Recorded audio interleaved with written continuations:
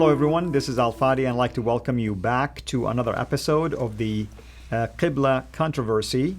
And this series has been extremely exciting because we've been literally myself and Dr. Jay Smith, who happened to be here also with me in studio, continuing on our analysis to unpack the argument from both sides, from Dan Gibson's side concerning the fact that his findings revealed that there are at least 4 different categories of early mosques in terms of their direction of prayer, whereas the other side, represented by Dr. David King, argues that Dan Gibson's findings do not truly represent any problem other than the fact that later Muslims became more efficient in terms of finding the direction of Mecca.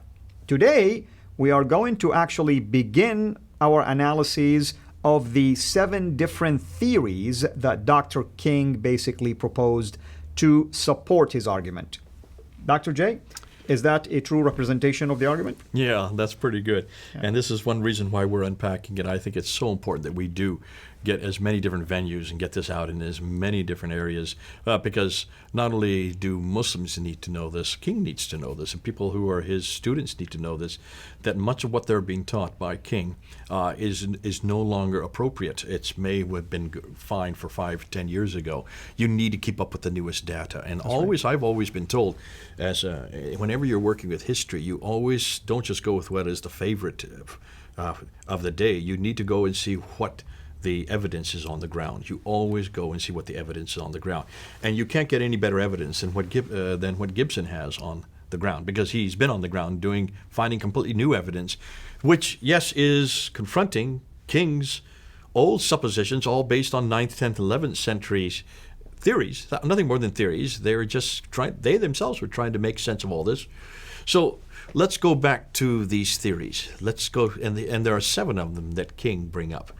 And the first theory, he calls the theory 1, is built on the authority of the Prophet and his companions. And he's saying it was what the Prophet said, it's what the companions did, and that's why these early 7th and 8th century mosque builders were building their mosques.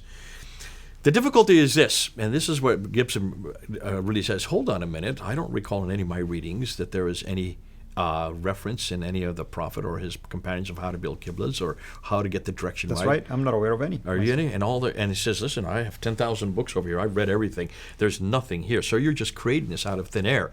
Because if there's nothing there in any of the traditions, if there's nothing there, of any of the 7th and 8th century, we're not talking about the traditions 9th, 10th, and 11th century. We're talking about 7th and 8th. Where are you getting this from, King? Where does Al-Bazdawi, where is he referring to? Right. If he's getting from Al-Bazdawi, we're assuming he's referring to Al-Bazdawi, but there's nothing that begins to appear until 833. We know that. We've said this has always been a problem. Until Ibn Hisham even writes the biography of Muhammad, we have nothing earlier than Ibn Hisham. Now we don't even have Ibn Ishaq, 765. We don't even have something that's late 8th century. So 9th century is where this starts becoming to appear. They're just redacting on back on what they think, what they know. The same problem we had with the biography of Muhammad, we're getting now with this problem with the Qibla. That's right, because you're relying on a later source that somehow is applied now to what took place earlier. But at the same time, even if I were to take myself, being the devil's advocate right now, being a former Muslim, an Arab from Saudi Arabia, looking at this argument, and if I want to critique this argument, I would say, well, the Quran itself never talked about Mecca anyway as the direction of Qibla. So where does he even get that impression from? Chapter 2, verse 149, 150, there is nothing there. It's Masjid al Haram, Masjid al Haram, twice in verse 4 and 49 and in verse 150, repeated twice. The direction, the direction, not plural, one and one it direction. Says an area, al-Masjid al Haram. That's all it's saying. So where is this Masjid al Haram? Ooh, I want to tell you right now, but I can't. I have to hold on because by the way, let secrets. me argue this. From the Bible, for instance, Joshua and earlier Moses were in an area where the Lord says, take off your sandals, for the ground where you're standing is holy. Is holy. Now, that's a holy ground right there. There you go. Is that the Masjid al Haram? Yeah. hold on to that. And for those of you who are watching, hold on. We are going to answer that, and we're going to let Gibson answer that, because Gibson has found the Masjid al Haram. But that's not for here. That's for now. We're looking at theory number one. And theory number one, we're pretty much shutting that one down, because there's nothing in the 7th and 8th century. There's nothing from the Prophet himself. There's nothing from the companions that tell you how to find a Qibla. Doesn't exist. So shoot down theory number one. Let's go to theory number two. And theory number two starts from the premise that the early Muslims built on the foundation of, or in line with, pre-Islamic religious architecture, which were cardinally aligned. Cardinally aligned, cardinals are east, south, northwest. Those are the cardinal alignments. North, south, east, west, and then northeast, northwest. So you have 8 cardinal alignments. The 4 major ones and the other 4 minor ones to the corners. The 4 corners. So those are the cardinals, and so therefore they were just aligning their mosques to these cardinal alignments. Now, what's fascinating, we're going to get into it yet, but we're going to look at about 5 or 6 mosques that he shows to example every one of these 7 things. The problem is you can only find 1 mosque per Is that the China one? We're going to get to it. I'm not going to say which one it is yet, because what we're going to find is that in every case he can only find 1, possibly 2. And he's still not getting it. Gibson is saying, yeah, that may be a coincidence that 1 or 2 are cardinally aligned. But what about the other 98? What about, in fact, it's over 100. What about the other 100? None of them are. That's right. So the biggest problem with this is the cardinal alignments is, and he would say that these are based on Byzantine models. Do you see a problem with that? Well, I mean, I guess if I'm hearing you correct and hearing his argument correct and I'm represented appropriately, he's saying they use existing buildings or temples? Roman temples, Byzantine churches. And they just use whatever direction they have in there? No, they use the existing ones. What I'm saying, I mean... Which are all based on cardinal directions. But remember, we need to have the longest wall facing Mecca. And how are they built? Remember what we said at the very beginning? Yeah, they're built almost like churches are built this way. Like a cross. Mosques are built this way. Right. Okay? Churches are built longitudinally, or I guess I'm elongated this way. That's right. Mosques are built latitudinally, so they're elongated this way. And I'm not also, I mean, correct me if I'm wrong, Jay, I'm not aware of any churches that were converted into mosque until later, after Islam invaded parts like Sofia in Istanbul is probably the most famous one. That's right, exactly. And those, they just kept the original building, you're right. But the earliest ones, we're going to shoot that one down, but I'm going to wait till we get to the mosque to show you that no. In fact, what we're going to find is that they completely destroyed those churches and rebuilt over top of them. And the reason why they even built it there is because in the Byzantine time, whenever you had a church, it was the center of the town. So you want to build your mosque at the center of the town. It's where the marketplace was. It would make sense. They would build it right in the same place. So they would take the same place, they would destroy the building, and they would use the bricks. For superiority purposes. They want to destroy it anyway. Yeah. So that's why they use those, not because they wanted the direction. In fact, what we're going to find is many of them are not the same direction. Now, if I'm going to use this argument once again, if that was the case, then how come Abdul Malik ibn Marwan did not use any of the existing temples or churches when he built the Dome of the Rock? Good point. And we know the reason for that. Right. And that was because he was competing with those. That's right. In fact, he built it above it, looking down onto it. That's right. In fact, made it higher than everyone. And take and ask not just the Dome of the Rock, but also the Dome of the Chain next to it. Mm-hmm. The Dome of the Chain. Look at that. That is a Masjid al Haram. But I'm sorry, that is a masjid, not a haram. It could have been a Masjid al Haram. But I mean, it's known in the Muslim world that there are 3 Masjid Harams, Mecca, Medina, and Al-Aqsa. Well, Al-Aqsa is on the wall, and it was built in 709. The Dome of the Rock was built in 691, right. And it is in the center. But take a look and see where the entire citadel, which you cannot destroy and rebuild again, the Al-Aqsa, which is sitting on the wall, we're going to get into this later, and also the Dome of the Rock, along with the Door of the Chain right next to it, all of them are facing one direction, and they're not facing the direction of the Church of the Sepulchre, which is down in the valley. That's right. They're facing towards Petra. Case in point. They're facing towards Petra. Yeah. So what Gibson says, they usually built in completely new directions when they built over top of these churches. They did not build them in the same direction of the church, proving that they had an agenda, proving that they had a different Qibla, proving that Qibla, in case all the way up until the 8th century, were all directly towards Petra. Right. I mean, it's a competition anyway. So that's theory number 2. Let's do theory number 3. Theory number 3 comes from this premise. They built according to the street plans of pre-Islamic cities. And then he wanted to give the example of Cordoba. And I want to, if you could just put this slide up. Let's look at this slide here, because here is an example of what he's talking about. But take a look at that. Look and see where the lines are, and look where see the black circle there on that photograph. Yeah, maybe we can go to the next slide to be able to see it even. Let's further. go to there. We can even get it better there. Yeah. That is where the mosque is, the masjid, and you can see where the streets are. Is it following Not those? At all. No. Not at all. I can't see it's following. There is angle. So there's case after case that Gibson came up with and said, no, this is not the case. In fact, anything, it did the opposite. We're going to get to the one in Cordoba later, because the one in Cordoba, he is correct on that one. And that's what's fascinating, that he uses that one as his only criteria. He uses that one to then suggest and impose on all the other ones that this must be the same for the others. I would make an argument as an engineer. In Cordoba, it is possible that the mosque was built first, and then the streets will build after that to line up with it. No, and I will just correct you on this. The streets were Roman, so they were built before. I'm saying, somebody can come up with an argument like this. Okay, in this case, the streets are built, and I would suggest that they did do that. And that's why King is right for that one mosque. Yeah. What's fascinating is, we're going to get to it, every other mosque is also facing the same direction. So what does that say? That the Cordoba one first? No, it's one of the later ones.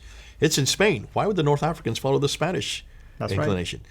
And why would they go with the Roman roads when all in their city, none of those roads are in the same direction as they are in Cordoba? Right. So King is only taking one example, and he is enlarging it for all examples. And we have a tendency to do that. We have a theory, we want to come out and we find one thing that fits that theory and say, so that's what's going on for all the others. Gibson is saying, no, you've got to look on the ground. Take a look, and you'll see that all the other ones don't follow that, so you can't do that. Remember that argument they used to have with them, trying to find Muhammad's name in the Bible, and they come up with Song of Solomon 5:16, Muhammad, the word Muhammad. That's right. And it looks like Ahmad, so therefore this must have been Muhammadin, that this was Ahmad, the glorious one. Right. O daughters of Jerusalem. Therefore, that's where Muhammad's name is found. Well, there are 11 times that you can find Muhammad in the Old Testament. If you're going to do that, you have to be consistent. You have to go to all the other 10 times and change Muhammad to Ahmad, and put Muhammad's name in there. And in the Lamentations 11, I think it is, it says, if you're going to take Muhammad and put Ahmad in there, then it says they went into the house and they took out all the glorious things, the beautiful things on their shoulders. So they took Muhammad out on their shoulders. Can you see how stupid that sounds? So you have to, this is the same thing the king has done. He has taken one example and he's inflating it for all the other examples, saying this is what the answer is for all the others. But again, like you raise a good point. Why would Muslims all over the Muslim world at that time, or the Islamic Empire at that time, use an example that is found in Spain or Andalusia? Why didn't they? It should be the other way around. Absolutely. Yeah. In fact, when you look at all these parallel mosques, the majority of them are in North Africa. There was no love lost between those two. And the fact that they all uniquely went to the same direction suggests there's something else going on here. So let's go now to theory number 4.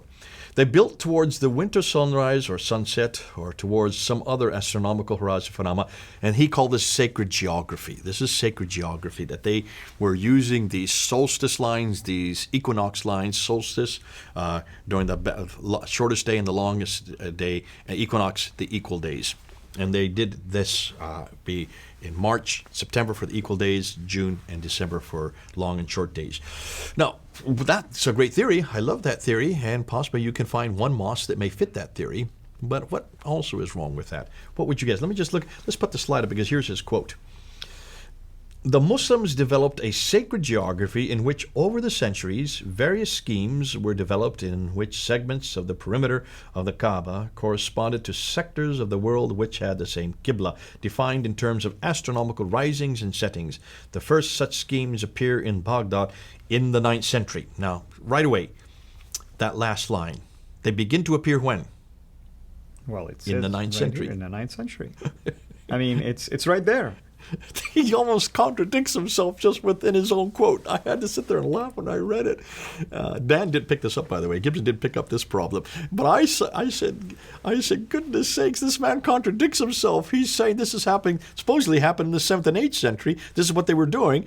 But then he says, well, no, this only began in the 9th century. Yeah, the first such scheme.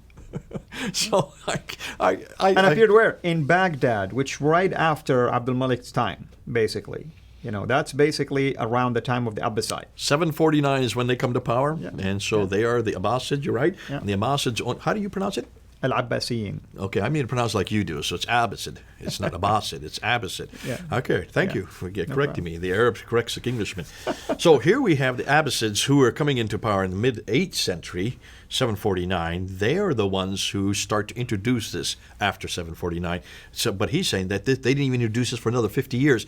This idea of putting it, using these sacred geography is a 9th century invention. Way, way too late. Now, I see we're going to run out of time, so we need to go ahead and maybe bring this to a conclusion at this time, because what I want to do is I want to also go into the next 3 theories. Absolutely, and I hope that everybody is understanding why we're taking our time with this particular video series and why we're calling it the Qibla contradiction, and why we are really investing a lot of time and energy to unpack these arguments one show at a time, because we would love for you and any scholar who is watching this to benefit from this information that we are taking. We're relying on, in my view, even Dan Gibson's work is academic. I mean, regardless of how Dr. King views that, we have books, research, practical visitations, data that Dan Gibson have used and implemented and even provided for all of us, for the rest of us really to look at. And we appreciate Dr. King's contribution to the field, but that doesn't mean whatever finding Dr. King have is eternal. There is always, in research, in the world of academia, somebody new will come in and either critique your work or make more discoveries. So we hope that you're enjoying this series, and join us again next time when we continue with the rest of these theories that Dr. King have provided as an answer or possible answer why some of the directions of Qiblas in early Islam contradicted each other or were confused and they were not facing Mecca. Thank you, Dr. J, and we'll see you again next week. Have a blessed day. Thank you for watching. Please like our video, and we encourage you to subscribe to our YouTube channel, Surah International. And be sure also to click the bell so that you receive notifications whenever we upload new videos into the channel. And finally, I like to prayerfully encourage you to become a patron through Patreon. Your giving is much needed and will enable us to produce more and more of videos like this so that we can publish them on a weekly basis. So thank you in advance.